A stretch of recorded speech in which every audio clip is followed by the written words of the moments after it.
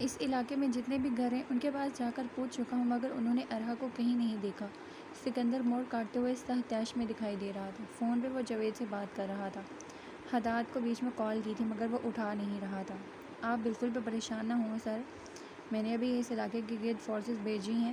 وہ جو کوئی بھی ہے جو جونیئر بھاگ کو اٹھا کر لے کر گیا وہ زیادہ دور نہیں گیا ہوگا اور وہ میرے ہاتھوں سے بچ کر کہیں نہیں جائے گا۔ سی سی ٹی وی کیمرہ جو اس جگہ میں لگے ہوئے ہیں ان کی ریکارڈنگ ڈھونڈو۔ جاوید وقت بہت کم ہے، رے کے جانے سے پہلے ہم اسے ڈھونڈنا ہے ورنہ میرے لیے اسے سنبھالنا مشکل ہو جائے گا۔ بس مجھے کچھ وقت دے دیں سر، اس کے بعد آپ کو اچھی خبر دوں گا۔ دوسری طرف حداد جو اس کی ساری فائلز اپنے لیپ ٹاپ پہ کاپی کر رہا تھا، ساتھ میں کول کو فون کیا۔ جس نے فون نہیں اٹھایا کیسے اٹھاتا بیچارہ؟ جونیئر بھاگ کے ہاتھوں پھنس گیا تھا۔ کاپی ہونے میں ابھی کچھ دیر تھی تو حداد نے کسی کو کال ملائی۔ کانوں سے لگا کر وہ بولا، آدھے گھنٹے کے بعد تم مجھے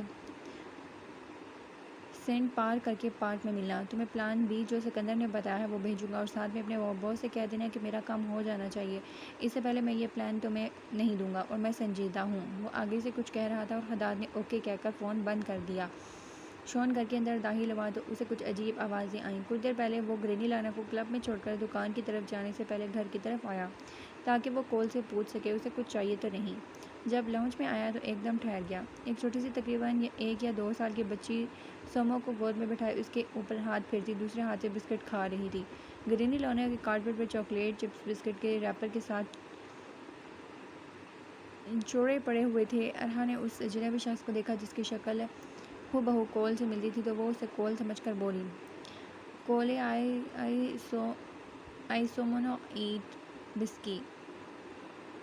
میں give him he no eat. He said me thing. تم کون اور کول کہاں ہے؟ وہ بچی کو غور سے دیکھتا اس سے پوچھنے لگا۔ یہ بچی دیکھی ہوئی لگ رہی تھی، کہیں تو دیکھی تھی مگر یاد نہیں پڑ رہا۔ می ارو کولی می نو ارو می پلے وی سومو می کول پاپا۔ کول کہاں ہو تم؟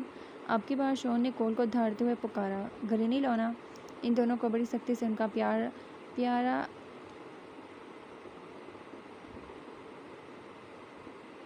لاؤنج مشکل سے استعمال کرنے دیا کرتی تھی اور یہاں کول نے نہ صرف اس بچی کو آئین لاؤنج میں بے فکری سے بٹھایا تھا بلکہ سومو کے ساتھ کھانے پینے کی اشیاء بھی بکھری پڑی ہوئی تھیں۔ کول کو تیزی سے کچن سے نکالا اور شون کو دیکھ کر اس کا چہرہ سفید ہو گیا۔ شون 6 منٹ اس سے بڑا تھا مگر کول اس سے ایسے ڈرتا تھا جیسے وہ اس سے 6 برس بڑا ہو۔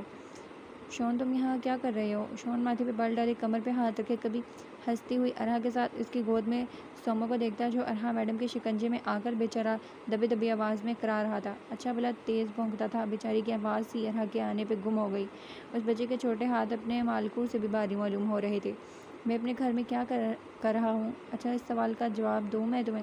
مجھے یہ بتاؤ یہ بچے اس گھر میں کیا کر رہے ہیں؟ کس کی بچی ہے یہ؟ کول پہلے ہی بیچارہ گھبرایا ہوا تھا، اوپر سے شون کی آواز نے تو اس کے حساب گم کر دیے۔ جو بھی تھا شون اصول پسند بڑا تھا، اگر اسے اس کی حرکت پتہ چل گئی تو 2 جوتے پہلے خود لگائے گا، اس کے بعد اس ڈون کے ہاتھوں اس کی دھلائی کر کے اسے سکھ کا سانس لے گا۔ پتہ نہیں یار کس کی بچی ہے؟ شون نے اسے ایسے دیکھا جیسے اس کا دماغ ہل گیا ہو۔ وہ تو اپنی ایکس گرل فرینڈ ریمی کو بھی گرینی کے گھر نہیں لاتا تھا۔ وہ بہت ڈرتا تھا گرینی سے اور آج ایک بچی کو لے آیا جو بڑے دھڑلے سے اس گھر میں موجود گند پھیلا کر بسکٹ کھا رہی تھی، ساتھ میں سومو بھی موجود تھا۔ اس نے تھوڑی سی دیر صوفے پر بیٹھنے پر اکتفا کیا ورنہ سخت طیش میں اس کا سر جکڑ جانا تھا۔ تو پھر کون ہے؟ کہاں سے ملی تمہیں؟ بیٹھ کر وہ ارحا کو دیکھنے لگا جو بسکٹ کو منہ میں ڈالے کبھی شون کو تو کبھی کول کو دیکھتی۔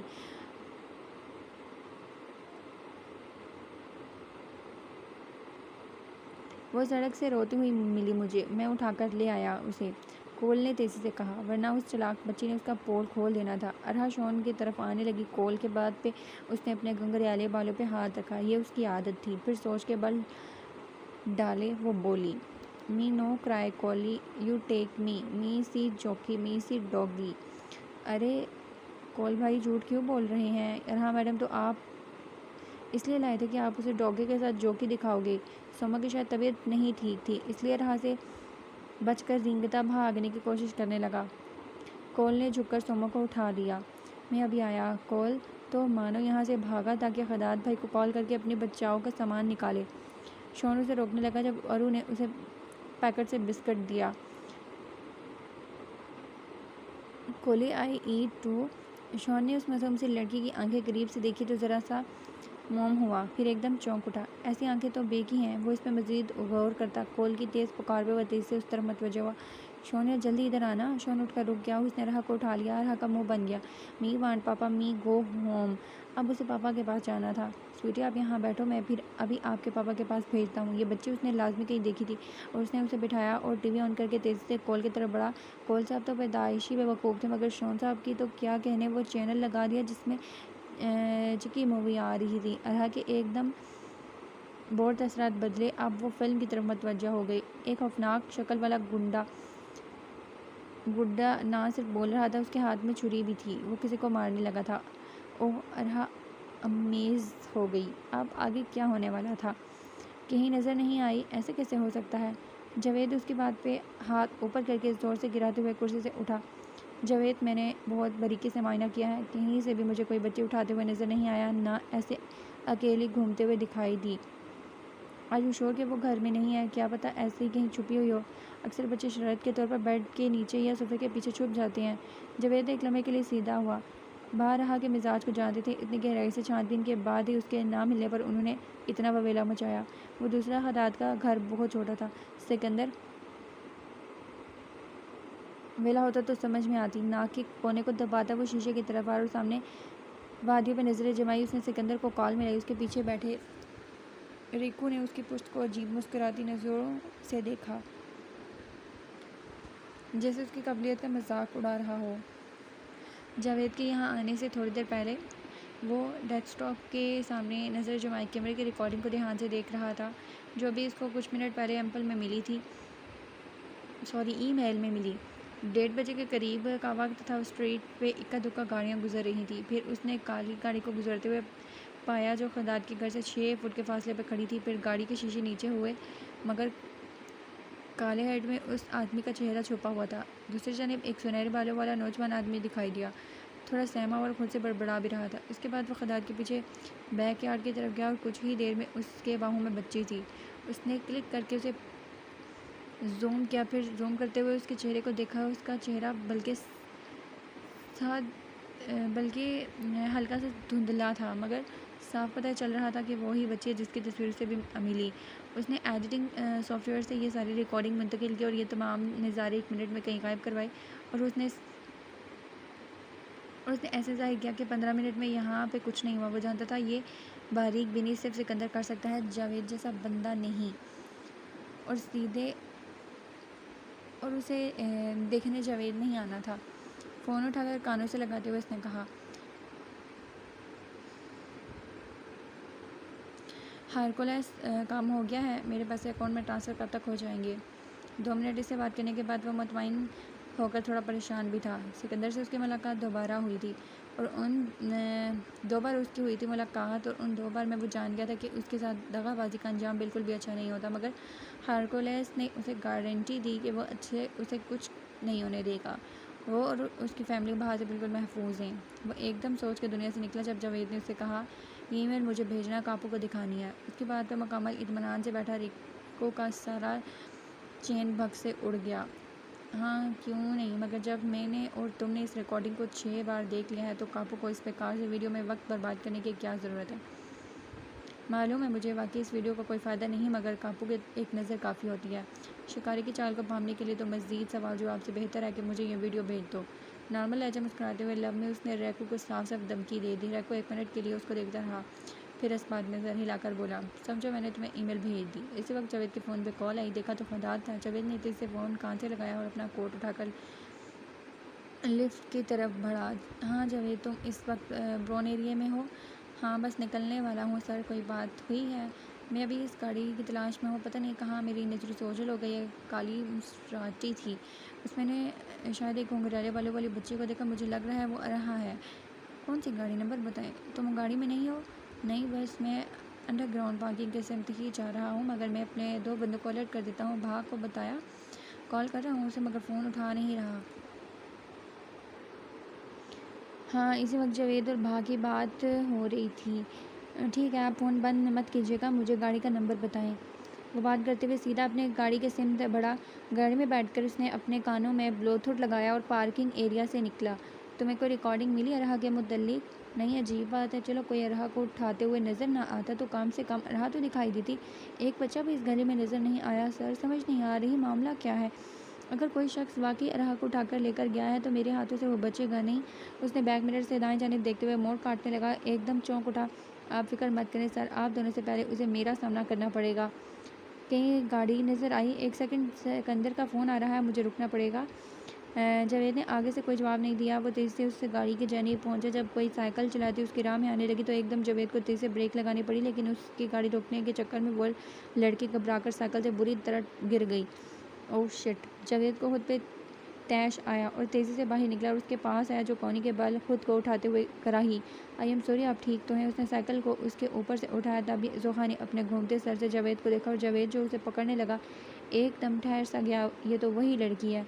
وہ شون کو سومو کے حوالے کر کے بولا کہ اس کی طبیعت خراب لگ رہی ہے، اسے چیک کرو، تب تک وہ بچے کو دیکھ آئے۔ شون سومو کی خراب طبیعت کو دیکھ کر تفکر میں مبتلا ہو گیا، کیونکہ یہ اس کا پسندیدہ ڈاگ تھا۔ اس سے پہلے وہ کول کو روکتا، سومو نے شور ڈالنا شروع کر دیا۔ اسی لمحے کول تیزی سے نیچے آیا تاکہ وہ اس بچی کو کسی بھی طرح واپس بھیج سکے۔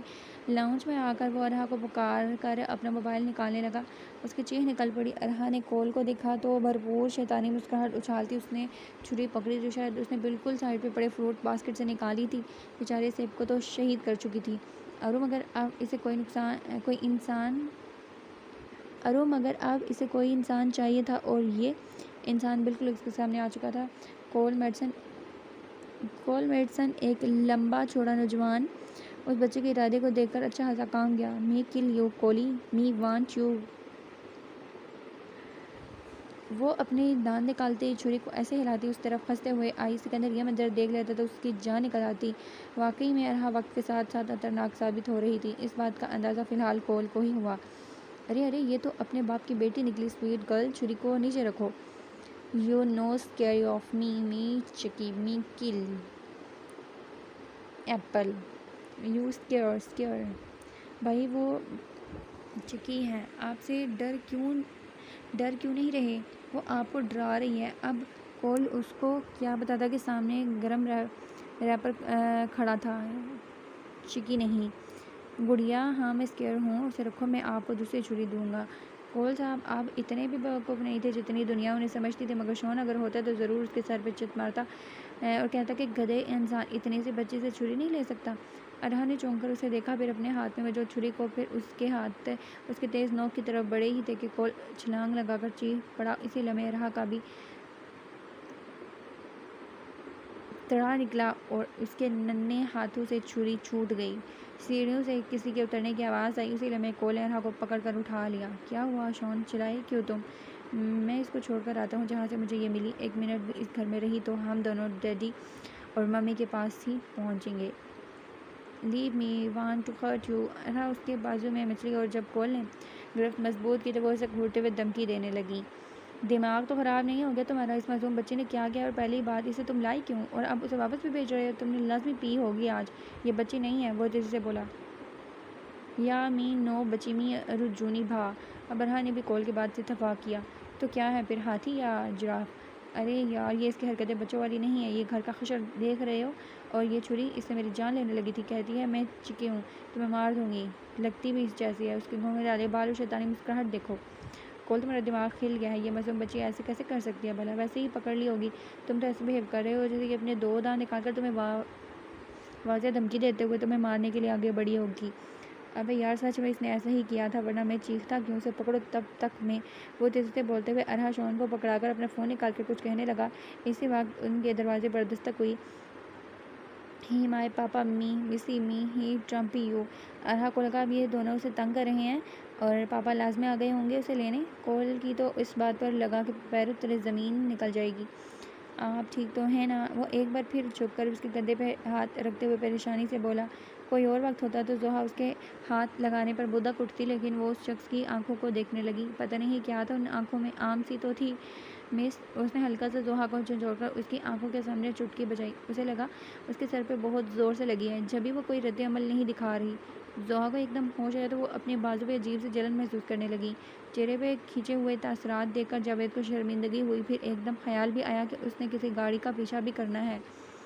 بہت بہت معذرت، اصل میں بہت جلدی میں تھا۔ آپ کھڑی ہو سکتی ہیں یا میں آپ کی مدد کروں؟ اس نے مزید گھٹنے کے بال بیٹھ کر اسے ذرا سیدھا کرتے ہوئے کہا۔ زحا کی ایک دم نظر اس کے ہاتھوں کی طرف گئی تو ایک دم وہ بدک کر بے حد تیزی سے کھڑی ہوئی، لیکن یہ بازو سے اٹھتے درد نے اسے سسکنے پر مجبور کر دیا۔ جاوید کی نظر اس کے بازو کی طرف گئی جو ریڈ سلیوز کی وجہ سے ڈھکی ہوئی تھی، مگر اسے پتہ تھا وہاں سے خون بہہ رہا تھا۔ اس سے پہلے وہ کچھ کہتا، زحا جلدی سے جھک کر اپنی سائیکل اٹھانے لگی کہ جاوید نے اسے روکا۔ آئیے میں آپ کو ہاسپٹل لے جاؤں، وہ اب بڑی تیزی سے بولا، ساتھ میں اپنا موبائل نکال کر کچھ ٹائپ کرنے لگا۔ نہیں میں ٹھیک ہوں، وہ آہستگی سے کہتے ایک بار پھر جھک کر سائیکل اٹھانے لگی۔ اب کی بار جھکتے ہوئے اس کا سر چکرا گیا۔ اگر بر وقت جاوید اسے نہ تھام لیتا اس نے سڑک پہ گر جانا تھا۔ سنبھل کے دیکھیے، مجھے لگتا ہے آپ کو بہت زور سے لگی ہے۔ یہ سب میری غلطی ہے، ضد مت کریں، میں آپ کو ہاسپٹل کے بعد صحیح سلامت گھر پہ چھوڑ دوں گا۔ ویسے بھی آپ شاید میری بلڈنگ میں ہی رہتی ہیں۔ اسے وہ یاد ہے۔ وہ ایک دم جھٹکے سے مڑا۔ میں نے کہا نا میں ٹھیک ہوں، وہ اب اپنا آپ چھڑوا کر تیزی سے بولی۔ پلیز تماشا مت کیجیے، اور میں نہایت ہی شریف آدمی ہوں، آپ کو کوئی نقصان نہیں پہنچاؤں گا۔ جس اسٹور میں آپ کام کرتی ہیں وہاں پہ بختیار میڈم مجھے اچھی طرح سے جانتی ہیں۔ بختیار یعنی خداد سر کی مسز۔ اس نے بختیار کی تصویر دیکھی تھی سر کے ٹیبل پہ، گرینیل انہوں نے ذکر بھی کیا تھا۔ تو کیا یہ ان کے جاننے والے ہیں؟ نہیں زحا، کچھ بھی وہ ہے تو مرد ہی۔ اگر آپ کو یقین نہیں آتا تو میں کال کروا دیتا ہوں ان سے۔ دیکھیے میں اس وقت خود بھی سخت ایمرجنسی میں ہوں، میری بھتیجی کو کسی نے اٹھا لیا ہے اور میں اسے ڈھونڈنے کے چکر میں آپ کو دیکھ نہیں سکا۔ اگر آپ میرے ساتھ نہ گئی تو میرے باس میرا قتل کر دیں گے، اور میرا ضمیر بھی گوارا نہیں کرتا آپ کو اس حال میں چھوڑ کر جاؤں۔ یہ کیا بول رہی ہیں بھتیجی؟ اغوا، باس نے مار ڈالنا؟ کون باس؟ کیسا باس؟ میری بات ٹھیک ہے مگر میری سائیکل؟ وہ ڈری سہمی لڑکی اچانک پتہ نہیں کہاں سے ہمت اور دلیری آ گئی اس میں کہ وہ اپنے بازو پکڑے جاوید کو مضبوطی سے بولی، آپ بیٹھیں۔ اس نے ایک بار پھر اسے تھامنا چاہا۔ زحا پیچھے ہو کر اپنا سر ہلانے لگی۔ جاوید کو بھی اپنی بے اختیاری عجیب لگی۔ اس نے تیزی سے جا کر فرنٹ سیٹ کا دروازہ کھولا۔ زحا ایک بار پھر کشمکش میں پڑ گئی۔ اس نے ایک بار جاوید کی آنکھوں میں دیکھنا چاہا، مگر اس کی نظریں ٹکراتے ہی اس نے نگاہیں جھکا لیں اور آئت الکرسی کا ورد کرتے ہوئے وہ ایک آگے دروازے کی طرف آئی۔ جاوید نے اس کے اندر بیٹھ جانے پہ دروازہ بند کیا۔ اسی وقت خداد کی کال آ گئی۔ وہ فون اٹھا کر کان سے لگا کر بولنے لگا، خداد کی اطلاع پر جاوید کی جان میں جان آئی، ارحا مل گئی۔ دروازہ کھولا تو وہاں خداد کھڑا تھا۔ شون نے حیرت سے خداد کو دیکھا اور کول جو ارحا کو یہاں سے پھینک کر دوسرے راستے سے بھاگنے والا تھا ایک دم ٹھہر گیا۔ برو آپ؟ نانا۔ خداد تیز سے اندر گھسا اور اس نے ارحا کو اٹھا کر بھینچ لیا۔ یا اللہ تیرا شکر نانا۔ ارحا خداد کی باہوں میں مچلنے لگی۔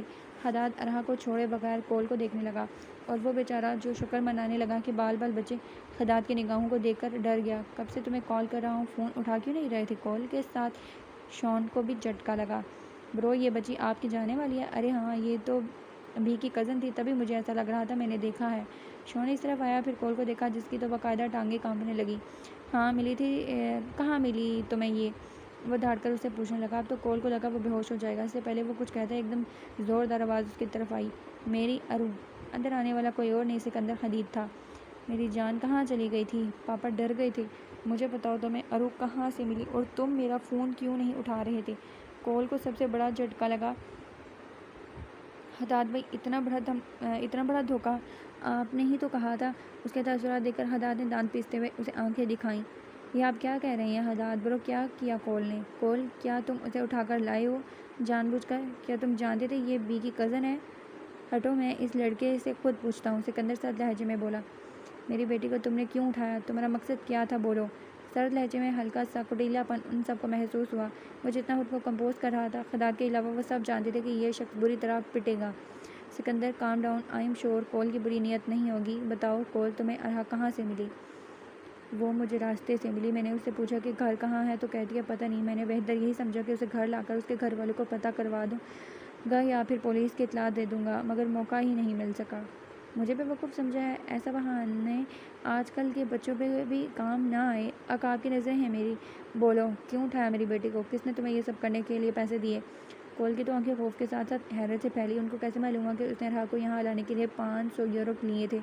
اسے بھی بڑھ کر خداد بھائی کی دہشت۔ آپ کو وہ بولنے لگا کہ حداد نے تیزی سے سکندر کو کھینچتے ہوئے تیزی سے کہا، سکندر چھوڑو سکندر، اس بیچارے نے کسی غلط نیت سے رہا کو نہیں اٹھایا ہوگا۔ تمہیں کیسے معلوم تمہارے ماموں کا بیٹا ہے کیا؟ وہ اردو میں دھاڑتے ہوئے بولا۔ حداد کے ماتھے پہ بال آئے۔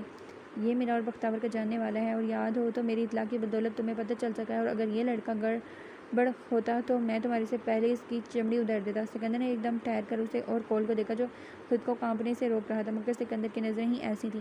کیا مطلب؟ اس لڑکے کو تم اور بختیور جانتے ہو؟ یہ سب کیا ہے؟ مجھے کلیئر کرو گے؟ وہ اونچی آواز میں بولا۔ وہ ایک منٹ کے لیے یہ بھی بھول گئے کہ ان کے بیچ میں ارحا تھی جو بڑے غور سے انہیں دیکھ اور سن رہی تھی۔ اگر میری پوری بات سن لیتے تو مجھے خصیب کی کال آئی کہ اس نے ارحا کو کول کے ساتھ دیکھا۔ کول اور شون اچھے لڑکے ہیں، وہ گرینی لونا کے بیٹے ہیں، سب کی مدد کے لیے فوراً پہنچ جاتی ہیں۔ اس نے بھی ارحا کو اکیلا سمجھ کر اٹھا کر لے آیا ہو، وہ الگ بات ہے۔ میرا فون اس نے نہیں اٹھایا تو اس حوالے سے پریشان ہوا۔ Papa don't shout again cool and this کولی too nice guy they gave me چوکی and he show me movie چکی۔ ارحا کی بات پر کول دل ہی دل میں اپنے خدا سے ہم کلام ہوا کہ اسے اس بلا سے بچا لے جو اس کے سر پہ کھڑا اسے کسی بھی وقت ان کے پاس پہنچانے کو تیار تھا۔ سکندر جھک کر اپنی بیٹی کو دیکھنے لگا جو کہیں سے بھی سہمی ہوئی نہیں لگ رہی تھی۔ ارحا آپ گھر سے باہر کیوں نکلی تھی؟ ہیں بابا کی تو جان نکال دی، اور ایسے کسی کے ساتھ نکل جاتا ہے کوئی؟ بولو کیوں گئی تھی باہر؟ پاپا کی اجازت کے بغیر؟ آپ کو پتہ ہے نا اچھے بچے ایسے نہیں کرتے۔ Papa he good guy, he said he show me doggy me no scare me. Don't بھائی، میرا مطلب ہے سر، یہ اکیلی تھی تو میں نے کہا یہ ڈر نہ جائے تو اسے یہ آفر دی تاکہ یہ کم سے کم شور نہ کرے اور میں آرام سے آپ لوگوں کو پتہ کروا سکوں۔ میں نے سچ میں اسے غلط نیت سے نہیں اٹھایا۔ آپ بی سے پوچھ لیں، اگر بی کو پتہ چلتا تو آپ سے زیادہ اس نے مجھے جو دوسرے سر گنجا کر دینا تھا۔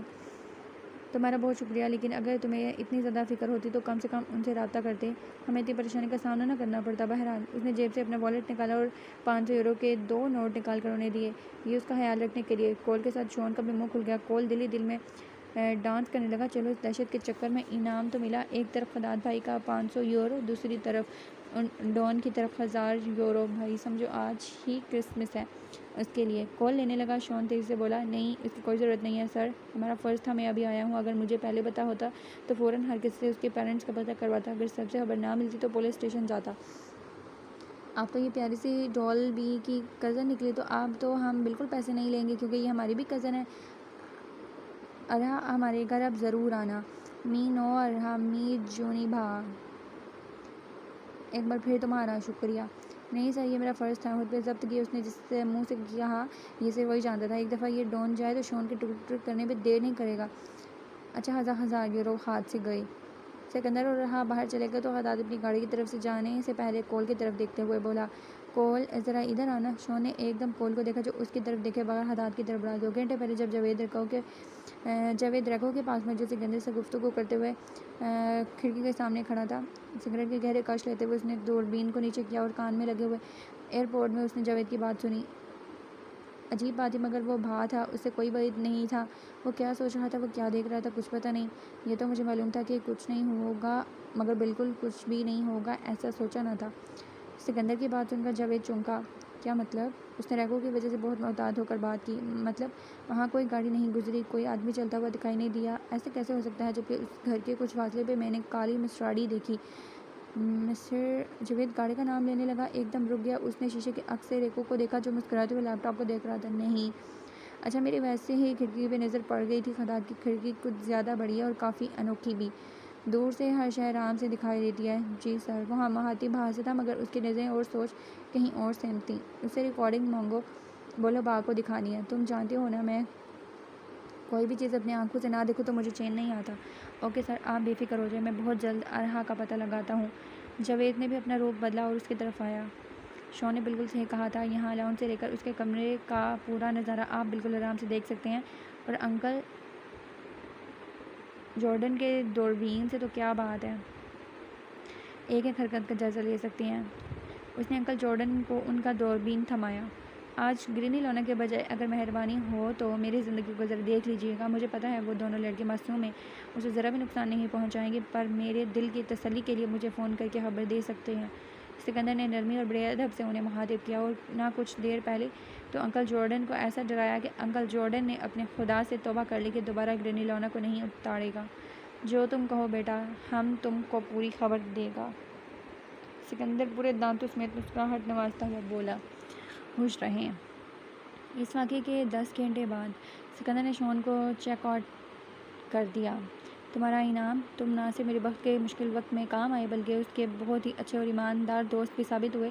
میں تم پر بھروسہ کر سکتا ہوں۔ شون نفی میں سر ہلاتا 2 قدم پیچھے ہوا۔ پلیز سر، آپ میرے حدود سے دوستی کی توہین کر رہے ہیں۔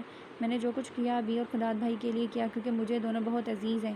آپ بی کے فادر فگر ہیں اور ارحا میں بی کی جان، تو میں نے وہی کیا جو ایک ذمہ دار دوست کو کرنا چاہیے تھا اور بھائی کی طرف سے میں معذرت چاہوں گا۔ خداد صحیح کہہ رہا تھا، تم واقعی بہت اچھے لڑکے ہو۔ ہر کوئی حاذق کی طرح نہیں ہوتا۔ اس کو عقل سکھا دو، بس یہ مہربانی کر دو مجھ پر ہر بات پر عمل نہیں کر لیا کرتے، اور ہاں پلیز پتہ کروا دو کہ مجھے کس کے کہنے پر اس نے یہ حرکت کی ہے۔ بے فکر رہیں سر، وہ پیٹ کا حلقہ ہے۔ 2-3 بار اصرار کرنے پر اس نے اپنا منہ نہ کھولا تو آپ کی دھمکی دے کر اس کی پٹائی کروں گا۔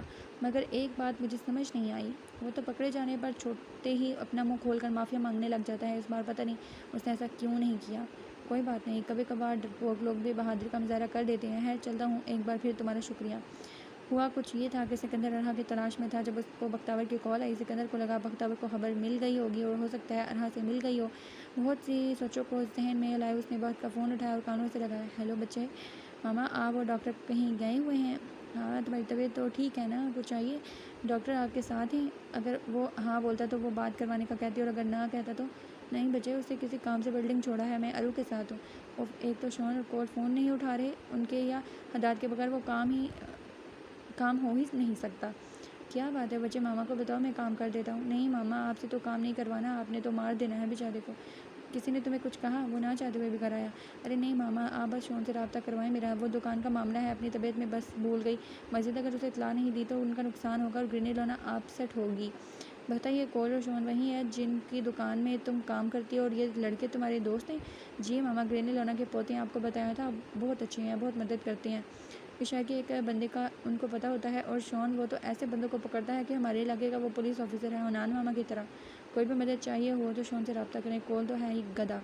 اچھا یہ رہتا کہاں ہے؟ اس کا نمبر ایڈریس بھیج سکتی ہو؟ مجھے بھی ایک کام تھا، تو مجھے لگتا ہے یہ لڑکا میری مدد کر سکتا ہے۔ ہاں ماما میں دیتی ہوں، بس آپ بس کہنا آپ بی کے انکل ہیں تو وہ خدمت میں حاضر، مایوس نہیں کرے گا انشاءاللہ۔ شکریہ بچے، رکھتا ہوں۔ پھر سکندر دکان کی طرف گیا اور اسے شون کے ساتھ گرینی لونا بھی مل گئی۔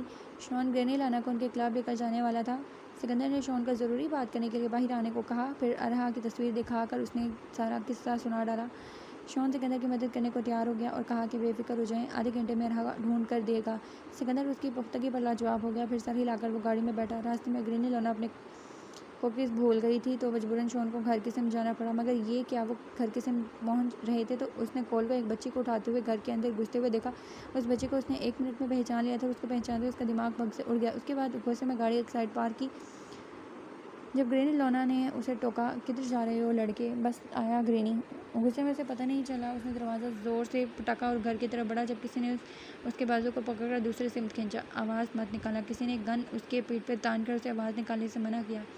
سر آپ؟ شون اس کی آواز کو پہچان گیا۔ ہاں یہ تمہارا جڑواں بھائی ہے نا؟ جی یہی ہے سر، مگر مجھے یقین نہیں آ رہا کہ وہ آپ کی بیٹی کو ہمارے گھر لے آیا۔ ہو سکتا ہے راستے میں اسے ملی ہو اور وہ اب تمہیں یا بختیور کو فون کرے، کچھ بھی ہو سکتا ہے۔ شون بھی 1 منٹ کے لیے سکندر کے الجھے لہجے پہ الجھ سا گیا۔ شون یا اس کی جگہ کوئی اور ہوتا تو سکندر کو اچھی طرح جانتا تو وہ 1 منٹ کے لیے یہ چیک کرتا کہ آیا یہ سکندر ہی ہے جو عمل کرنے سے پہلے 1 منٹ بھی نہیں سوچتا۔ دوسری طرف کوئی اس بات پہ بھی اتفاق کرتا کہ یہ کاپو ہے جو کوئی عمل کرنے سے پہلے دشمن کے ہر چال، ہر اینگل کا جائزہ لینے کے بعد وار کرتا ہے۔ سادہ لفظوں میں یہ کہہ سکتے ہیں کہ سکندر کی دوہری شخصیت ہے۔ ایک لمحہ وہ جذباتی سکندر واہ ہوگا، دوسرے لمحے وہ ایک خاموش بھیڑیا ہوگا جو ایک قدم بھی پھونک پھونک کر چلتا ہے۔ ہاں یہ بھی ہو سکتا ہے، اور شاید کسی نے اسے پیسے دیے ہوں۔ آخر کو تم دونوں بھائی اس علاقے کے ہیرو جانے جاتے ہو، کوئی بھی کام نکلوانا یا کروانا ہو تو ہر بندہ تمہارے پاس آتا ہے۔ آپ مجھے جانے دیں سر، میں اس کا قیمہ بنا کر آتا ہوں۔ اگر اس کی نیت غلط ہوئی، یہ لڑکا بیوقوف کے ساتھ بہت سادہ ہے، ہر کسی کی باتوں میں آ جاتا ہے۔ نہیں تم اپنی دادی کو چھوڑ کر آؤ، میں نہیں چاہتا وہ ان معاملوں میں پڑے۔ مجھے بس یہ بتاؤ تمہارے گھر کا صحیح نظارہ میں کہاں سے دیکھ سکتا ہوں؟ اس کے بعد شون نے اس کو انکل جارڈن کا گھر بتایا۔ اس کے بعد گرینی لانا کو جلدی جلدی چھوڑ کر آیا۔ سکندر نے اس کے یہاں پہنچتے ہی کال کیے۔ کول کو ذرا بھی بھنک نہیں لگنی چاہیے۔ اس کے بعد شون نے زبردستی اداکاری کی اور ہر ممکن پتہ لگانے کی کوشش کی کہ کول نے ایسا کیوں کیا، لیکن اتنی کوشش کے بعد یہی پتہ لگا سکا کہ اسے وہ روڈ پہ ملی، کوئی اسے چھوڑ کر وہاں سے بھاگ گیا۔ اسے کچھ نہیں سوچا تو اسے اٹھا کر اپنے گھر لے آیا۔ ناچار شون اور سکندر کو اس کی بات پہ یقین کرنا پڑا، اور اب شون گھر کے سمت جا رہا تھا۔ اس کا ذہن صبح کے واقعے پہ الجھ سا گیا تھا۔ یہ بات اس نے سکندر کو نہیں بتائی تھی۔ جب اس نے دیکھا تھا کہ حداد کول سے بات کر رہا تھا، اسے کچھ کہتا، اسے ہاتھ ملا رہا تھا اور اس کی آنکھوں میں عجیب سی سختی شون نے محسوس کی۔ ادھر سے کول تیزی سے سر ہلا رہا تھا اور اس نے حداد کا ہاتھ چھوڑ کر مٹھی میں تبدیل کرتے ہوئے جیب میں ڈال دیا۔ شون نہ سمجھتے ہوئے بھی سمجھ گیا کہ پیسے ہیں اور حداد نے اسے پیسے دیے ہیں۔ جیسے سکندر اسے پیسے کی آفر کر رہا تھا، ویسے حداد نے بھی ایسا کیا ہوگا۔ حداد اس کے کندھے کو تھپک کر اپنی گاڑی میں بیٹھا۔ یہ سب شون نے کھڑکی سے دیکھا تھا۔ حداد کے جانے کے بعد کول گھر کے اندر داخل ہوا تو اسے دیکھ کر تیز سے پیچھے ہوا۔ شون نے بنویں اوپر کی، جیسے اس کا بدک جانا سمجھ نہیں آیا۔ مانا کہ تم نے بچے کو صحیح سلامت انہیں پہنچا دیا، لیکن اس کا یہ مطلب تو نہیں تھا کہ تم حداد بھائی سے پیسے لیتے۔ شون کی اس بات پر کول کا چہرہ سفید ہو گیا، جس کو تیزی سے جھٹک کر وہ بے پرواہی سے کندھے اچکاتے ہوئے بولا، میں نہیں لینا چاہ رہا تھا، مگر حداد بھائی نے زبردستی مجھے دیے۔ وہ کہہ رہے تھے اگر میں نے پیسے نہ لیے تو وہ سمجھو بھی اور ان سے رشتہ ختم۔ شون تھوڑا سا پرسکون ہو گیا۔ کچھ معاملوں میں حداد بھائی واقعی بڑے بھائی کی طرح ثابت ہوتے تھے۔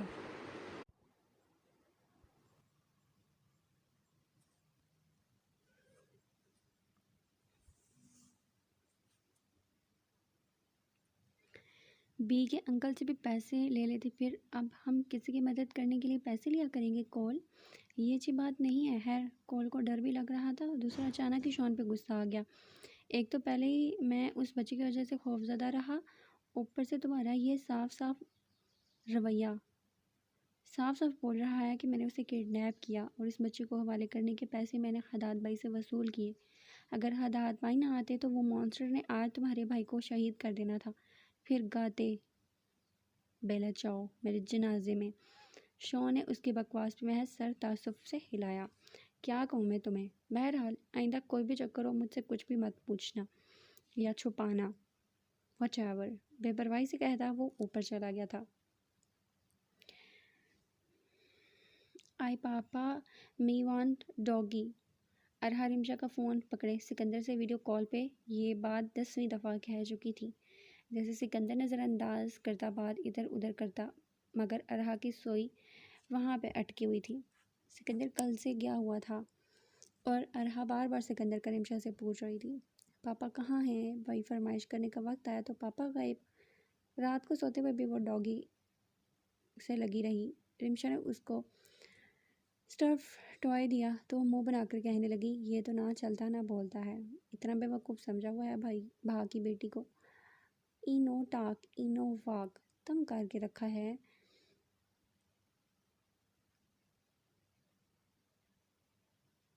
رمشا نے اب سکندر کو کال کی جو سو کر اٹھا تھا، بکھرے بالوں اور نیند سے بھری خمار آلود آنکھوں سے سر تکیے کے ساتھ لگائے بیٹی کی رٹ تحمل سے سن رہا تھا۔ پاپا یو سلیپی، پاپا ارو ٹاک۔ ارحا نے جب سکندر کو چپ پایا تو اونچی آواز میں فون کو ہلاتے ہوئے بولی تاکہ پاپا شاید ایسے ہل جائیں۔ ارو چیخو تو مت، رمشا نے اسے ٹوکا۔ توبہ کتنا بولتی ہے یہ لڑکی۔ ہاں سن رہا ہوں بیبی۔ ہی نو لسن mummy me want doggy. ارو، Sikandar نے اب اونچی آواز میں ٹوکا۔ ہمارے گھر میں اتنا بڑا ڈاگی تھا، وہ تو پسند نہیں آتا تھا محترمہ کو۔ ہر وقت یہ ڈراؤنا ہے، یہ ایسا ہے، یہ خطرناک ہے، اب ڈاگی چاہیے۔ ارحا رمشا کی بات کو غور سے سنتے ہوئے ماتھے پہ بل لے آئی۔ سوچ یہ رہی تھی کہ ممی کے اتنے بڑے بیان کا جواب کیسے دے۔ Me want baby doggy mummy, پاپا می وانٹ بیبی۔ رمشا منہ پہ ہاتھ رکھ کر اس کے آخری جملے پہ سرخ ہو گئی۔ ہاں ٹھیک ہے ارو، لے دوں گا بیبی ڈاگی دوں گا، انسان کا بچہ نہیں۔ ارو کیا آپ کو؟ سکندر نے تیزی سے رمشا کی چالاکی کو ٹوکا۔ ارو مرتضیٰ بیبی ہے نا، آپ جونیئر بھاتا ہوگی کھیلنے کے لیے، بس یہ بیبیز کافی ہیں ارو کے ساتھ کھیلنے کے لیے۔ دیکھ تو وہ ارحا کو رہا تھا مگر ساری بات رمشا کو کہی تھی۔ می نو want babies, me want doggy پاپا۔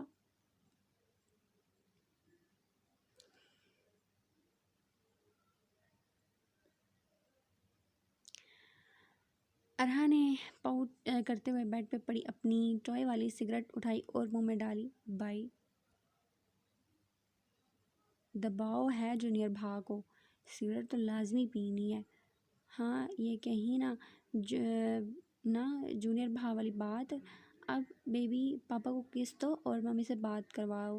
ارہا نے سگریٹ نکال کر فون کو بوسہ دیا۔ ارو جا کر اپنے کپڑے اٹھاؤ اور اسے باسکٹ میں پھینکو۔ ممی می ڈو، وہ انگلی اپنے سینے پر رکھ کر اپنی بڑی بڑی آنکھوں سے ماں کو تکتی ہوئی پوچھنے لگی۔ یس بگ گرل، اگر جونیئر بھا ہو تو مجھے ثابت کرو۔ ارہا کھلونے والے سگریٹ کو پکڑے بیڈ سے بمشکل خود کو گھسیٹ کر اتری۔ ہاں اب بولے رے کی جان، تحفہ کھولو۔ سکندر کے ہمار سے بھرے لہجے پہ رمشا کا دل عجیب انداز سے دھڑکنے لگا۔ سر ہلا کر اس نے سائڈ ٹیبل پہ فون اسٹینڈ کی مدد سے کھڑا کر کے اس نے ریپر وہ کھولا تو تحفے کو دیکھ کر حیرت سے اس کا منہ کھل گیا۔ سی ڈی کیا ہے اس میں؟ خود دیکھ لو، میں واش روم سے آتا ہوں۔ اس نے کال بند کر دی۔ رمشا ناسمجھی سے ٹی وی کے قریب لے کر آئی سی ڈی کو۔ سی ڈی پلیئر کے اندر ڈال کر اس نے ریموٹ اٹھایا اور بیڈ پہ بیٹھی۔ ارہا ڈریسنگ روم سے باہر آئی۔ ممی ڈن یو واچی مووی؟ ہاں ارو آؤ، پاپا نے مجھے گفٹ دیا ہے، وہ دیکھنے لگی ہوں۔ ارہا ٹی وی کی طرف دیکھتے ہوئے ماں کے قریب آئی اور اوپر چڑھنے کے بجائے رمشا کی ٹانگ کے ساتھ چپک گئی۔ رمشا نے اس کے بالوں میں ہاتھ پھیرتے ہوئے پلے کا بٹن دبایا۔ ٹی وی اسکرین کالی ہو گئی، پھر ہلکا سا دھیما میوزک کمرے میں سنائی دینے لگا۔ پھر اس نے دیکھا ایک کالا صوفہ بیچ میں پڑا ہوا تھا۔ اس کے 2 سیکنڈ میں سکندر چلتا ہوا آیا، اس کے ہاتھ میں مائک تھا۔ ارہا یہ ویڈیو پہچان کے ایک دم اچھلنے لگی۔ ممی پاپا سنگی ہی show you, he said no سنگی ارو۔ اوہ نو۔ اس نے ماں سے ریموٹ لیا۔ رمشا نے ارہا کو دیکھا، پھر سکندر کو جو صوفے پہ بیٹھ گیا۔ اس کی پوری باڈی لینگویج میں بھرپور اعتماد تھا، مگر آنکھیں، اس کی کالی آنکھوں میں بے چینی تھی۔ وہ نروس تھا، یہ رمشا دیکھ سکتی تھی۔ سکندر کی آواز پیچھے سے آنے لگی مگر وہ گا نہیں رہا تھا۔ پھر پیچھے کٹ کی آواز آئی، پھر بختیور چلتے ہوئے آئی۔ ماما کیا کر رہے ہیں؟ سکندر نے بختیور کو دیکھا، پھر کیمرے کی طرف جیسے رمشا کو دیکھ رہا ہو۔ لبوں کو دبائے وہ پرسوچ دکھائی دے رہا تھا۔ مجھے اظہار کرنے کے لیے یہ بناوٹی کام کرنے کی ضرورت نہیں ہے بخت، یہ کام ہیروز کو ہی اچھے لگتے ہیں۔ میں رمشا کی زندگی میں اینٹی ہیرو بن کے آیا ہوں۔ میرے اور اس کا رشتہ بہت خالص ہے، اس کو خوبصورت بنانے کے لیے میں یہ چونچلے نہیں کر سکتا۔ سکندر نے اب کھڑے ہو کر کیمرے کے سامنے آیا۔ میں تمہیں کچھ دکھانا چاہتا ہوں رے، یہ صرف تمہارے لیے۔ اس کے بعد ایک اور ویڈیو چل پڑی، پھر پیچھے سکندر کا گانا شروع ہو گیا۔ رمشا گھور کر اپنے ہاتھوں کے اشارے سے کسی ماسی کو سمجھا رہی تھی۔ کیمرہ بار بار اس کی طرف زوم ہو رہا تھا۔ وہ اس چیز سے لا علم تھی۔ یہ ان دنوں کی بات ہے جب رمشا بولتی نہیں تھی۔ پھر ایک اور جس میں رمشا نے بندوق پکڑی تھی اور غصے سے دروازے کی طرف بھاگی جا رہی تھی۔ اس نے مڑ کر غصے سے دیکھا، اس وقت دوسرا منظر آ گیا۔ ولیمے میں گلابی آنچل سے نکلتی وہ معصومیت سے ادھر ادھر دیکھتی، شاید اسی کی تلاش میں تھی۔ کچن میں چکی تیزی سے سبزیاں کاٹتی، چہرے پہ گھومتے سلٹ سے انجان کام کر رہی تھی۔ بختیور سے بات کرتے ہوئے اس کے چہرے پہ مسکان، پھر کھل کر دانتوں کے سامنے ہنستی، بے خبر کہ کوئی اسے اپنے آنکھوں کے ساتھ ساتھ فون کے کیمرے میں بھی قید کر رہا تھا۔ سکندر کے لیے کیک بیک کرتے ہوئے اس کے منہ پہ لگا میدا چاکلیٹ پیسٹ، آنکھوں میں کچھ کرنے کی چمک۔ اس نے بہت پرجوش ہو کر اس دن کیک بنایا تھا۔ سکندر سے لڑتے ہوئے وہ جھولے پہ بیٹھی اکیلی آنسو بہاتی، خود کو سب کی نظروں سے اوجھل کرنے کی کوشش کر رہی تھی۔ اس کی گلابی ناک اور کانپتی ٹھوڑی کسی کو تڑپا رہی تھی۔ اس کے بعد ارہا کے ہونے سے پہلے کی حرکتیں، چھپ کر رات کو کچن میں آ کر فریج کھنگالنا، کونے میں بیٹھ کر ارہا کی طرح آئس کریم کھانا تاکہ وہ پکڑی نہ جائے، اس کی چڑ، اس کا جھگڑنا، اس کا رونا، اس کا ہنسنا۔ پھر ارہا کی پیدائش سے لے کر اب تک کے جتنے واقعات سکندر نے قید کیے تھے وہ رمشا کو پیش کر دیے۔ اور آخر میں اس کی گود میں سر رکھے وہ سو رہی تھی تو سکندر نے اس کے بال جھلاتے ہوئے جھک کر اس کا سر چوما۔ اسی وقت بخت نے یہ لمحہ قید کر لیا۔ رمشا کو تو ہوش ہی نہیں آیا، ڈھیر سارے آنسو اس کی آنکھوں میں جمع ہو گئے۔ ارہا اپنی لگی گا رہی تھی، پھر ماں کی آنکھوں میں آنسو دیکھ کے گھبرا گئی۔ Mummy you okay? یو کرائی ممی؟ نو کرائی می، نو سنگی می، بیڈ ارو بیڈ۔ बेचारी अरहा समझी उसके गाने से मम्मी रो पड़ी।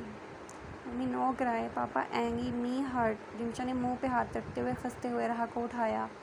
अच्छा, तो ये सरप्राइज़ पहले से पता था?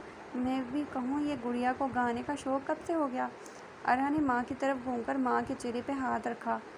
अरू bat me know सिंगी mummy. Rimsha हंस पड़ी। नहीं है मेरी अरहा बुरी, दुनिया का सबसे बेहतरीन तोहफ़ा है अरहा, मेरे सिकंदर की निशानी, मेरे सिकंदर का अक्स। यू लाइकी मम्मी मी सिंगी, पापा ओह शाइन यू। पूरा मुंह खोलकर वो मुस्कुरा रही थी। मी बहुत ज़्यादा लाइकी, सदके मेरी जान इस मासूमियत पर। उसने फ़ोन उठाकर सिकंदर को कॉल मिलाई। Hello, I love you Dawood, you are my every dream come true. Sikandar मुस्कुरा दिया। करबा करबू रे दिल तकदम दाऊद। अब ये क्या है, तुमसे दिलफाज में नहीं कह सकती? ओह, मैं कह रही सी कि मैनू तुहाड़ी याद आ रही है। उसे सिकंदर के अंदाज में बोलने की कोशिश की। फिर दिल गंदम रे। सिकंदर की फ़ारसी। आप रूस में ही कुछ कह लिया करें, ये दिल गंदम क्या होता है? वो एकदम हंस पड़ी। अरहा ना समझी से माँ को देखने लगी। फिर माँ की गोद से उतरकर उसने आप ही के पास जाना बेहतर समझा। बस होता है, तुम्हें समझ आ जाती है। उफ, क्या करूँ मैं आपका? तुम कुछ ना करो, बस मुझसे प्यार करो, सिर्फ और सिर्फ मुझसे। 2 हफ्ते के बाद बहतावर उस बड़े से साइज शॉपर के तकरीबन अंदर घुसी हुई थी। उसके अंदर मौजूद बच्चियों की चीज़ें थी। हर उम्र के बच्चों के खिलौने मौजूद थे। बख्तावर ने बैग से अपना सर निकाल कर हदाद को देखा। वो जो अपनी गर्दन पे हाथ रखे कुछ पुरजोश और कुछ नर्वस लग रहा था। उसने गुलाबी रंग का क्यूट सा शीशा निकाला और फिर हदाद को देखा। अच्छा है ना, ये सब मैं टाइनी के लिए लाया। ये बात हदाद को कहने की ज़रूरत ही नहीं थी, क्योंकि पूरा बैग गुलाबी जामुनी रंग के खिलौनों से भरा हुआ था। हदाद भी तो कंफर्म नहीं हुआ अभी कि लड़की होगी, और आप इतनी सारी शॉपिंग कर आए। ये क्या है, इतने सारे सामान को हम कहाँ रखेंगे? हदाद को ऐसे जुमले की तवक्को नहीं थी। मुझे पता है ना लड़की होगी। मिशी भी तो कह रही थी कि चेक करवाने से पहले ही उसे पता था कि लड़की होगी, तो मैं भी कह रहा हूँ टाइनी होगी। मगर मुझे तो बहुत ज़्यादा वाली फीलिंग आ रही है कि टाइना होगा। मेरा मतलब है कि लड़का होगा। आप कुछ देर सब्र तो कर जाते। जब से ये खबर मिली है हदाद, आप अपने होश और खवास में नहीं हैं। वाकई में बख्त, तुमने मुझे इतनी बड़ी खुशी दी है कि मैं वाकई अपने होश और हवास में नहीं हूँ। मैं कितना भागता था तुमसे, हर मुमकिन कोशिश करता था कि तुम मेरे करीब ना हो। हालांकि मेरी हर खुशी का ज़रिया तुम बनी। तुमने मुझे मुकम्मल किया। हदाद अजीम की कोई औकात नहीं थी। उसकी मुस्कुराहट में कुछ था जिसे महसूस करते बख्त को कुछ हुआ। मैं भी कुछ नहीं थी आपके बगैर मिस्टर मुमवा। आप हो तो मैं हूँ, आप नहीं हो तो बख्तावर अजीम भी नहीं है। तो क्या हदाद अजीम नहीं रहा था जो बख्तावर अजीम भी नहीं रही? मगर वो तो ज़िंदा था, उसके साथ मौजूद था, ज़िंदगी से भरपूर, अपने मुकम्मल होने पर नाज करता। उस लड़की की दीवानों की तरह वो चाह रहा था। हाँ था, ये लफ्ज़ ही सारे सवालों का जवाब था। वो अब ज़िंदा नहीं रहा, वो उसके साथ मौजूद नहीं है। ज़िंदगी से भरपूर ज़िंदगी जीने का अब कोई जवाज़ नहीं रहा। मुकम्मल लफ्ज़ पे हदाद को हंसी आई। सिगरेट के गहरे कश लेते उसने वो गुलाबी रंग का बालू उठाया जो ऐन उसके पैरों के सामने मौजूद पड़ा था। उसे देखते हुए उसकी एक आंख सुर्ख हो गई। कमरे का सारा खशर बिगाड़ते वक्त ये भालू क्यों बच गया, ये कैसे उसके शिकंजे से बच गया? वहशत से सोचते हुए उसका ध्यान पिछले कुछ घंटे की तरफ गया, जब वो टूटा हारा बेताबी से बहत के पास गया, जिसका जिस्म पट्टियों में जकड़ा हुआ था। वो बहुत काबिल रहम हालत में थी। हदाद को दिल लगा कुछ देर में बंद हो जाएगा। कमरे में ऑक्सीजन की भी कमी लग रही थी। बहत की आंखें खुली हुई थी, लेकिन उसकी आंखें बेहद वीरान थी और उनमें रोशनी की जो भी बुझ चुकी थी। उसकी निगाहें अपने इर्द गिर्द के माहौल का जायज़ा ले रही थी और उसके खुश्क खून हिलने की कोशिश में थे, जैसे किसी को पुकारना चाह रही हो। किसे? खुदात को, मामा को। मगर अभी ये सोचने का वक्त नहीं था। टानी को वो खो चुका था, मगर वक्त को वो नहीं खो सकता था। बात का कुछ हो जाता था, उसने आज वाकई मर जाना था। वक्त है तो सारे गमों के बादलों ने छुप जाना था। वो दोनों फिर से नॉर्मल हो जाएंगे। हाँ, उस उम्मीद से वो हिम्मत बढ़ाकर उस तरफ आया, उसकी तरफ झुका। Morning star. बहत ने एकदम हदाद को देखा तो एक अजीब खौफ उसकी आंखों में गया, मगर ये क्या? खौफ के साथ ये अजनबियत क्यों थी? सुन कर देने वाले इंजेक्शन से वो अपने जिस्म को बिल्कुल भी महसूस नहीं कर पाई। बहतावर माई लव, सब कुछ ठीक हो जाएगा, मेरा वादा है। मैं हर दुख हर तकलीफ़ को तुम्हारे पास नहीं आने दूंगा। بہت مشکل تھا دوسرے کو تسلی دینا جبکہ آپ کو بھی اس چیز کی اشد ضرورت ہو، لیکن وہ بختور کے سامنے کمزور نہیں پڑ سکتا تھا۔ وہ تو بکھر جائے گی اگر حداد کو اس طرح دیکھے گی۔ کون؟ اس کے ہونٹوں سے یہ الفاظ ادا ہوئے، کون؟ یہ کیا کہہ رہی ہے؟ حداد نے دھڑکتے دل سے خود پر قابو پایا اور مسکرا کر بولا، تم اس وقت ہاسپٹل میں ہو، تم ٹھیک ہو بخت؟ تم میرے پاس ہو، میری طرف دیکھو۔ کون ہو؟ کون آپ؟ کون؟ بولتے ہوئے اس نے اٹھنے کی کوشش کی یا شاید حداد سے دور ہونے کی کوشش کی۔ حداد جھٹکے سے پیچھے ہوا، اسے لگا جیسے اس کو کرنٹ لگا ہو۔ پلیز دور، کون ہو آپ؟ وہ عجیب بے چینی سے اپنا سر ہلانے لگی، وہ جیسے بے بسی کے مقام پہ تھی۔ وہ اٹھنا چاہتی تھی، یہاں سے بھاگنا چاہتی تھی، اس کا انداز بتا رہا تھا۔ نہیں حداد، بختور شوق میں ہوگی، ورنہ ایسا کیسے ہو سکتا ہے؟ وہ اسے بھول سکتی ہے؟ ہاں، پہلے بھی تو وہ ٹراما میں چلی گئی تھی۔ ہاں، اس کو اپنے حالی پن کا احساس ہو گیا ہوگا، تبھی تو وہ ایسا بہیو کر رہی ہے۔ وہ اسے نہیں بھول سکتی۔ بختور سب کو بھول سکتے، اپنے حداد کو نہیں بھول سکتی۔ بختور میں ہوں، ادھر دیکھو اپنے ڈاکٹر کو، میری طرف۔ بخت دور رہیں، وہ اس کو نہیں جانتی، وہ اس جگہ کو بھی نہیں جانتی۔ وہ کیوں ہے یہاں؟ کیا کر رہی ہے یہاں پر؟ اور اس کے سر میں یہ ٹھیس کیوں اٹھ رہی ہے؟ اس کی طبیعت بگڑنے لگی۔ حداد نے تیزی سے بٹن دبا کر ڈاکٹرز کو بلایا اور ان 20 منٹوں میں حداد کی زندگی نے پلٹا کھایا۔ بختور اسے بھول چکی تھی اور اس بات کا الزام وہ سکندر کو دے رہا تھا کیونکہ اس کی دشمنوں کی بدولت اس کی ہنستی کھیلتی زندگی تباہ ہو گئی تھی۔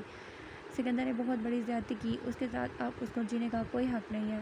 سگریٹ کے راکھ کو وہ اس بھالو پہ پھینکتے ہوئے زمین پہ بیٹھے عجیب سے قہقہے لگاتے ہوئے اپنے حواسوں میں بالکل نہیں لگ رہا تھا۔ بختور ایسا کیوں بہیو کر رہی ہے ڈاکٹر؟ وہ تو مجھے پہچانے سے انکاری ہو گئی۔ کیا یہ ٹراما کی ہی نشانی میں سے ایک ہے؟ کیا بختور کو PTSD پہلے سے ہے؟ نہیں، آپ نہیں ہے، وہ تو 2.5 سال پہلے کی بات ہے جب بختور نے چند ایسے واقعات کا سامنا کیا جو اس کے ذہن پر بری طرح اثر کر گئے تھے۔ وہ مکمل طور پر ٹراما میں چلی گئی تھی، بالکل بولتی نہیں تھی، نہ کھاتی، اور ایک جگہ بیٹھا دو تو صبح شام ہو جاتی، ایک ہی جگہ پہ بیٹھی رہتی تھی۔ میں اور میرے ہسبینڈ ماحول کی تبدیلی کے لیے اسے لندن لے گئے، وہاں بھی نتیجہ صفر پا کر ہم نے بخت کی تھراپی شروع کروا دی۔ ڈاکٹر اس نئی اطلاع پر رمشا کی کہیں ساری بات نوٹ ڈاؤن کرنے لگا۔ ان کا بھائی سائیکالوجسٹ تھا، اس کیس کے حوالے سے انہوں نے لازمی اس سے بات کرنی تھی۔ تھراپی کامیاب کتنے دنوں میں ہوئی؟ نارمل تو وہ 2-3 مہینے بعد ہو گئی تھی، مگر بولنا اس نے میری ڈلیوری کے دن شروع کیا تھا، اچانک سے، جیسے اس کو جھٹکا لگا ہو، اور پھر بس وہ پہلے جیسی ہو گئی۔ رمشا بہت تھکی ہوئی لگ رہی تھی، اوپر سے نہ ماموں تھے نہ سکندر۔ سمجھ نہیں آ رہا تھا کہ کیسے سنبھالے گی اس معاملے کو۔ اوپر سے بختور کا دکھ اتنا تھا کہ اس کے لیے روتے ہوئے اس کی آنکھیں سوج گئی تھیں اور سر بھی درد سے پھٹا جا رہا تھا۔ ڈاکٹر مارتھا کو رمشا کی حالت پہ ترس آیا، پانی کا گلاس سائڈ ٹیبل سے اٹھا کر رمشا کی طرف بڑھایا۔ بے فکر ہو جاؤ، سب ٹھیک ہو جائے گا، ایٹ لیسٹ وقت تو سلامت ہے نا، ہمیں اس بات کا خدا سے شکر ادا کرنا چاہیے۔ وہ ٹھیک تو ہے ڈاکٹر، میں نہیں چاہتی وہ اس کیفیت سے دوبارہ گزرے، میرا مطلب اب تو اس کی شادی ہو گئی ہے اور جو وہ بات کہنا چاہتی تھی وہ کہہ نہیں پا رہی تھی۔ ماں باپ تو ماں باپ ہوتے ہیں، اولاد جس کیفیت سے گزرتی بے حد تحمل سے برداشت کر کے آخری سانس تک ان کو ٹھیک کرنے کی کوشش کرتے ہیں، اولاد کے معاملے میں وہ ہمت نہیں ہارتے۔ اللہ سے پہلے بختور رمشا اور سکندر کی اولاد کی طرح ہی تو تھی، جب اتنے طویل انتظار کے بعد وہ بخت کو ٹھیک کرنے میں کامیاب ہو گئے، مگر شوہر اکثر ایسے معاملات میں ہمت ہار جاتے ہیں، وہ اپنے سکون کی خاطر اس مسئلے سے ہر ممکن تک جان چھڑانے کی کوشش کرتے ہیں، رشتہ مضبوط ہونے کے بجائے اس میں مزید دراڑیں پڑ جاتی ہیں، پھر سوائے اس رشتے کو توڑنے یا گزارا کرنے کا کوئی چارہ نہیں رہتا۔ رمشا جانتی تھی ماموں وہ اس سے بہت زیادہ محبت کرتے ہیں، مگر نہ جانے کیوں یہ سوچ حداد کے رد عمل دیکھنے کے بعد اس کے ذہن میں آ گئی۔ ڈاکٹر سمجھ گئی حداد شوق میں ہے، ابھی وہ بہت محبت کرتا ہے اس سے۔ Don't ever doubt his love little girl.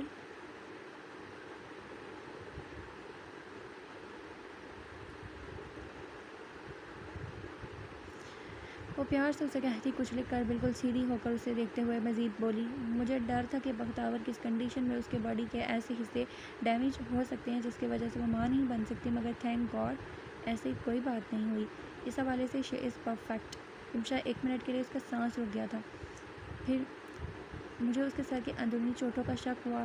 Scan کروانے کے بعد مجھے جو رپورٹس ملی مسز داؤد، وہ بالکل بھی اچھی نہیں ہے۔ رمشا کو لگا اب وہ ڈاکٹر کو مزید سنے گی اگر تو وہ بے ہوش ہو کر رہ جائے گی۔ کیا بختور نے آپ میں سے کسی کا نام لیا، کوئی اور فیملی کے افراد وغیرہ کا ذکر؟ مجھے لگا وہ کسی کو تو نہیں، کم از کم اپنے ماما کا نام لے گی، مگر وہ بھی نہیں۔ آنسو پھر سے نکلنا شروع ہو گئے. اسے پتہ تھا یہ خبر بالکل اچھی نہیں ہے. ماما ان کی مدر کہاں ہیں؟ نہیں وہ اس کے انکل ہیں. مطلب میرے ہسبینڈ. اس کی مدر کی بچپن میں ڈیتھ ہو گئی تھی تو اس کے انکل نے اسے پالا تھا. بہت پیار ہے ان دونوں میں. دونوں بہن ایک دوسرے کی جان ہے. پتہ نہیں کیا ہو گیا, کس کی نظر لگ گئی. وہ ہوش میں نہیں تھی. سر تھامے خود سے اردو میں کچھ کہنے لگی. مسز داؤد ریلیکس, آپ اپنی طبیعت خراب کر رہی ہیں. اس کے پیلے چہرے کو دیکھ کر ڈاکٹر مارتھا فکر مند ہو گئی. انہوں نے مزید رمشا سے ڈسکس کرنے کا ارادہ ترک کر دیا. میں ٹھیک ہوں ڈاکٹر, آپ بتائیں کیا وقت کی یادداشت چلی گئی ہے؟ رمشا کو ہمت سے کام لینا تھا. اس وقت سب بالکل ٹوٹے ہوئے تھے اور اب سب کو اس کی ضرورت تھی. سیدھے ہو کر اپنے آنسو صاف کرتے ہوئے اس نے دو ٹوک انداز میں ان سے پوچھا, ہسٹریکل ایمنسیا.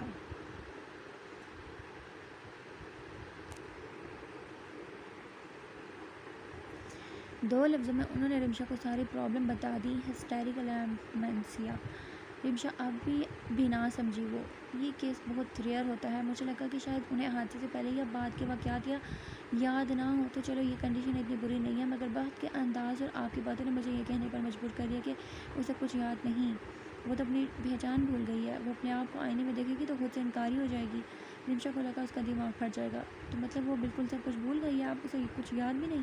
مجھے ڈر ہے کہ نہیں اسے کچھ نہیں یاد, مگر میں پر امید ہوں کہ وہ جلدی سے اس کیفے سے باہر نکل سکتی ہے اگر تھوڑا وقت دیں, یا کیا پتہ ایسے کرنے کی نوبت ہی نہ آئے اور چند دن میں وقت بالکل نارمل ہو جائے, مگر ہمیں تحمل سے کام کرنا پڑے گا. ڈاکٹر رمشا کو حوصلہ دے رہی تھی مگر اس سے جس سے حوصلہ چاہیے تھا وہ موجود نہیں تھا. نہ فون اٹھا رہا تھا. رمشا نے سر ہلایا. پھر بات ہوتی ہے مسز داؤد, آپ پریشان مت ہوں, گاڈ بہتر کرے گا. رمشا نے ہلکا سے سر ہلایا اور ان کے پیچھے باہر آئی. کہاں چلے گئے ہیں سکندر؟ آپ کی ریپ فون کر رہی ہے, پلیز سکندر. اس نے سکندر کے دوسرے نمبر پر کال کی, وہ بھی بند. بے بسی سے فون پکڑ کر سر تھامے وہ رونے لگی. کیا ہوگا اب؟ شکیب والے ان سب کو دیکھنے کب نصیب ہوں گے؟ اسے ایک دم بہت کے کمرے سے شور کی آواز سنائی دی. تو کیا میں تمہیں نہیں یاد؟ میں تمہارا ڈاکٹر, تمہارا مموا. خداد سینے پہ زور سے ہاتھ مارتے ہوئے تکلیف سے دھاڑا, جبکہ تکلیف سے سر تھامے بہت کا جسم کانپ رہا تھا. نیچے زمین پہ جگ ٹوٹا ہوا تھا. شور سے ابھی نرس اور ڈاکٹرس نے آ جانا تھا.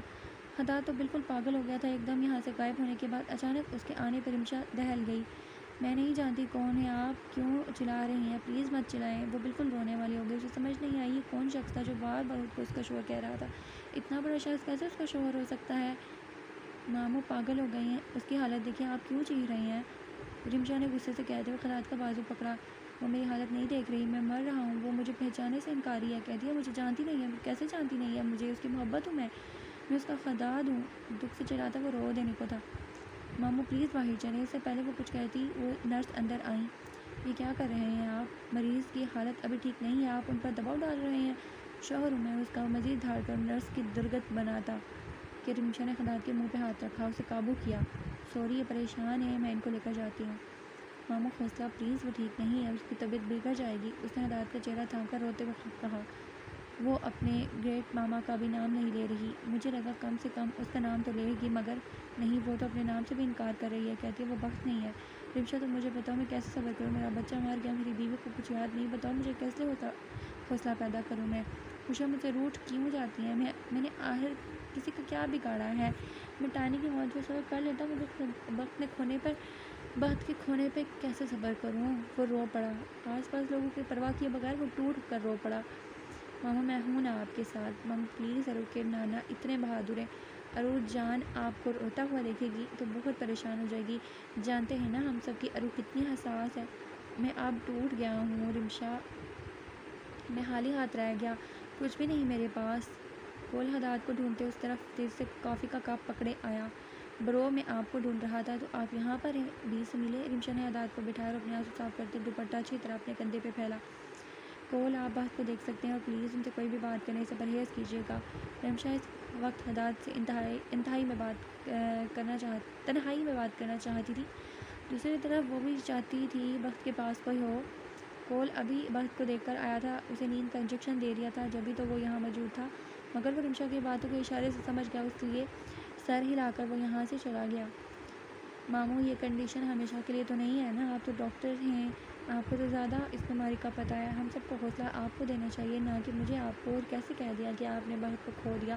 وہ آپ کے پاس ہے، آپ کی آنکھوں کے سامنے زندہ سلامت، اس سے بڑی بات کیا ہو سکتی ہے؟ اور کس نے کہا آپ نے بیٹی کھو دی؟ کیا میں آپ کی بیٹی نہیں ہوں؟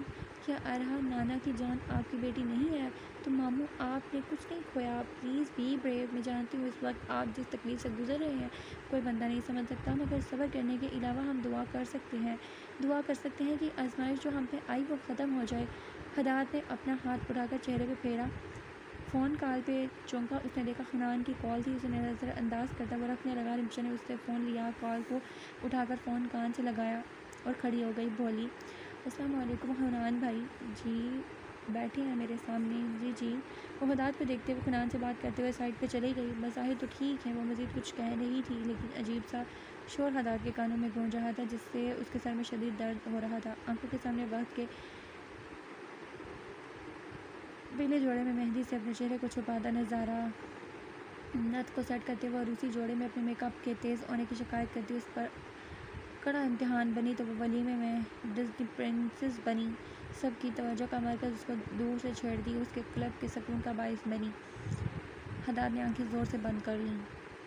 آپ بال بڑے کیوں نہیں کر لیتے؟ وہ دونوں اس وقت ترکی کے گرینڈ بازار میں موجود لیمپ کی دکان میں تھے تو چند لمبے بالوں والے ٹورسٹ کو دیکھتے ہوئے بخت نے بے اختیار خداد سے کہا جو دکاندار سے کچھ کہہ رہا تھا، کیوں بھائی ان بالوں میں کیا پرابلم ہے؟ نہیں، اس ہیئر سٹائل میں ڈیسنٹ لگتے ہیں۔ وہ اونچا سا بن اور گھنی دھاڑی میں ڈراؤنے لگتے تھے۔ خداد نے اسے گھورا، تو پھر تمہارا مسئلہ حل کر لیا نا میں نے؟ ویسے بھی اس خلیے میں آ گیا تو تم مجھ سے بھاگو گی؟ نہیں، اب ایسی بھی بات نہیں ہے، بلکہ اس خلیے میں وہ کچھ کہتے کہتے رک گئی۔ خداد کو ڈارک بلیو رنگ کا لیمپ پسند آیا تھا، اس کو پیک کروانے کا کہا۔ اس خلیے میں کیا؟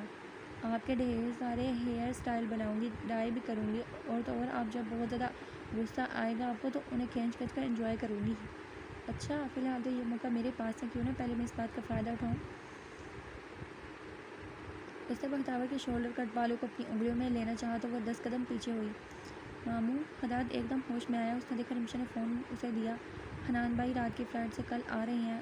خداد نے سر ہلاتے ہوئے اس سے فون لیا۔ رمشا نے اس کا ہاتھ پکڑ لیا، ہم آپ کے ساتھ ہیں ماموں۔ مصطفیٰ نے سکندر کے فون بند ہو جانے پر تیزی سے حیا کو کال ملائی۔ اس کا دل تیزی سے دھڑک رہا تھا، یا تو کسی نے اس کے گیسٹ ہاؤس میں حملہ کیا تھا یا پھر سکندر نے کچھ کر لیا تھا، مگر کاپو ایسا کیوں کرے گا؟ آخر وہ اتنا کمزور تو نہیں ہے۔ نہیں، ایسی کوئی بات نہیں ہوگی۔ حیا نے فون اٹھایا۔ مصطفیٰ تیزی سے بولا، بیبی گرل تم ٹھیک تو ہو نا؟ کہاں پہ ہو؟ میں فجر کے گھر ہوں۔ مصطفیٰ، کیوں سب ٹھیک تو ہے نا؟ جانے سے پہلے کاپو سے ملاقات ہوئی؟ اور بوائز کہاں ہیں؟ ایلن تو میرے سامنے بیٹھا ہے اور براک تو گھر پہ ہے، اور سکندر بھائی سے نہیں، میری ان سے کوئی ملاقات نہیں ہوئی۔ براک ڈیم، اس نے تیز سے موڑ کاٹتے ہوئے اسٹیئرنگ پہ غصے سے ہاتھ مارا۔ اسے کیوں اکیلا چھوڑا؟ اچھا رکھو، میں بعد میں بات کرتا ہوں۔ مصطفیٰ، کیا ہوا؟ بتائیں براک، میری جان تو ٹھیک ہے نا؟ مصطفیٰ کو اسے پریشان کرنے پر اپنا سر پٹنے کا دل کیا، پہلے اس کی طبیعت ٹھیک نہیں ہے، اوپر سے یہ الگ مصیبت۔ اسے افسوس ہوا۔